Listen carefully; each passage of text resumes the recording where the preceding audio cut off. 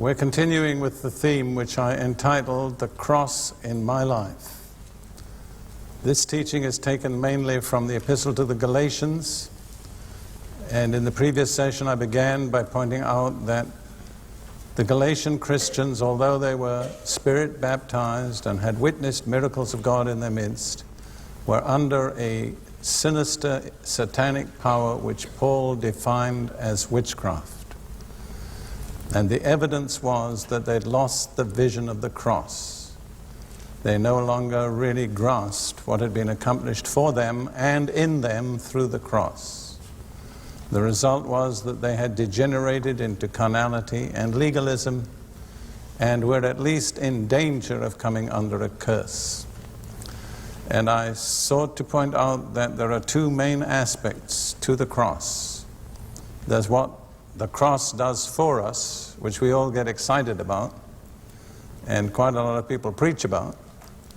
But there's another side, which is what the cross is intended to do in us. And for many people, that's much less exciting. And I think a lot less is said about it.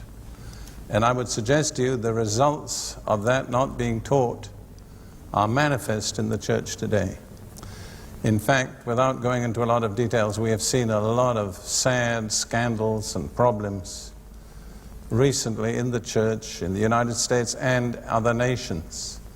And I would say every one of those problems goes back to the root cause that the work of the cross was not effective in the lives of the people involved. In fact, I think in a way that's the root of all our problems in the Christian life, that we don't avail ourselves of the provision God has made for what the cross is intended to do in us. And I said also the remarkable thing about Galatians is it not merely pinpoints the problem, but it states the solution. And the solution is a fivefold deliverance which is provided for us through the cross. And in the previous sessions we looked at the first two deliverances. Galatians 1 verse 4, deliverance from this present evil age.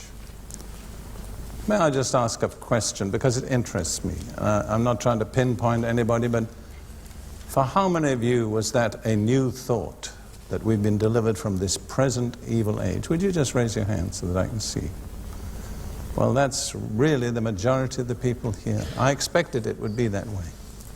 I'd have to say this is a truth that the Lord led me to individually. I don't think I've ever heard anybody else preach it. I'm not saying it's never been preached. I'm sure in the days of the Puritans and probably in the days of Wesley and other revivals, this truth was probably central. That's why they had revival. And really there never will be revival without this truth, not genuine revival, because the things that are dealt with in us by the cross are the things that hinder revival. So the first deliverance was from this present evil age.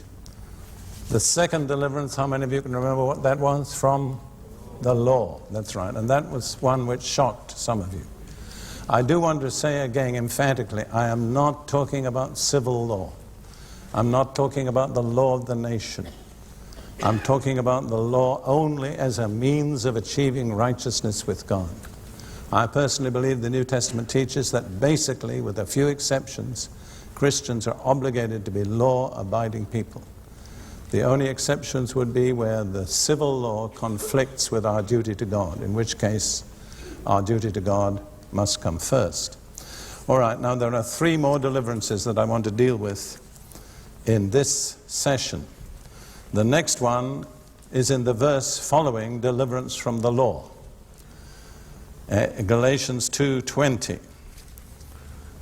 Galatians 2:20, Paul says, I have been crucified with Christ. It is no longer I who live, but Christ lives in me.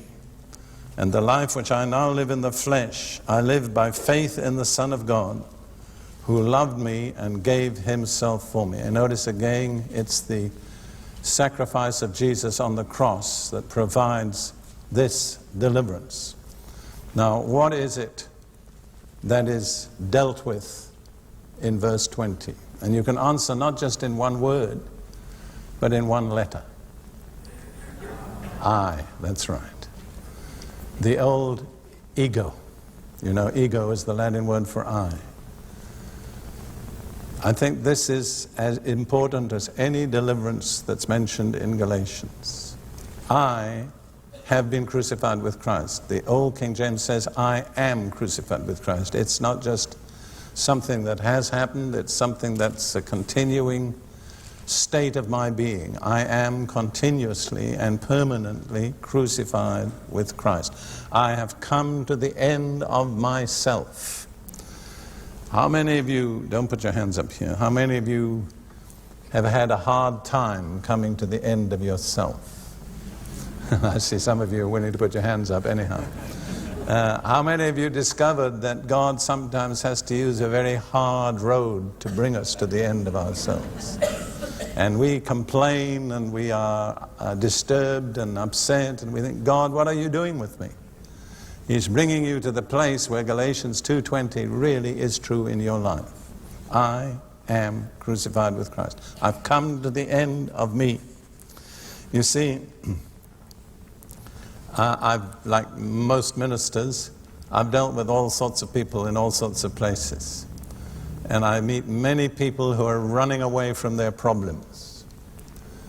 And they're maybe running away from their wife, or their husband, or their family, or some particular problem they got in. But what I discover is the real problem is one we can't run away from, because we take it with us wherever we go. What is that? It's me, myself. The only way that we can get free from that problem is through the cross. I would interpret this statement as escape from personal ambition, pride, and self-centeredness. Let me say those three words again. Personal ambition, pride, and self-centeredness. And I would say those are the far the commonest problems in the Christian ministry today. I must be careful not to be negative, but I think there's not a single person in the ministry today, including Derek Prince, and primarily Derek Prince, who does not have to be continually on our guard against those three related things: personal ambition, pride, and self-centeredness. I've come to the conclusion that nobody in the Christian life goes into error except through pride. Pride is the only reason why Satan can bring us into error. And yet I see countless Christians going into different sorts of error. You see, if you stop to consider, what was the first sin in the history of the universe? Pride, that's right. And it didn't take place on earth. It took place in heaven. It took place in the full light of eternity and of God's glory. That's a frightening thought, isn't it? So if pride could break through there, it must be much more easy for pride to break through here on earth.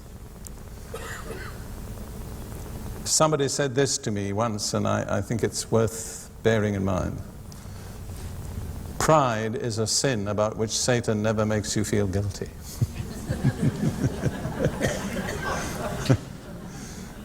I mean, I've taken that to heart. And you see, when it comes to self-centeredness, I'm being very open with you. I've really got nothing to hide and nothing to lose.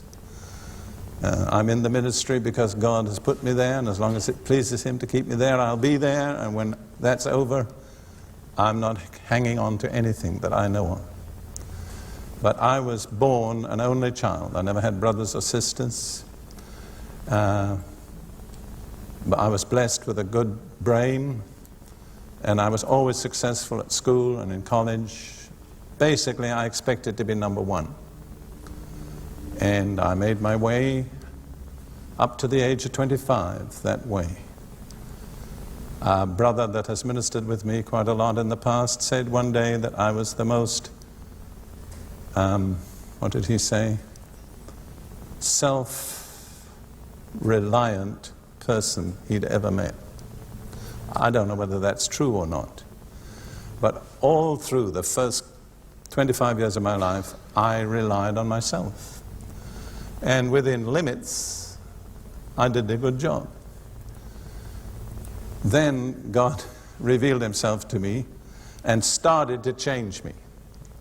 Let me say, he hasn't finished changing me yet, but he did a radical work in one night. He totally redirected me. I made a U-turn. I've been going in a different direction ever since. But God, I'd have to say, has a sense of humor, because I had no idea what his plan for my life was, but about 4 or 5 years after I was saved, I was married to a Danish lady in Jerusalem who had a children's home, and not only did I get a wife, but I got 8 daughters in one day. Now, girls were a strange, remote race to me. And so if you could ever think of anybody less qualified by background than me for that position, you'd have to look a long way. And all through this, I realized for years God has been dealing with my self-reliance. I'm one of those people, every time I'm confronted with a problem, my first reaction is, what am I going to do about it? Thank God I've come to the place where I quickly say, that's not the point. What is God's answer? But it's taken a long while for me to get there.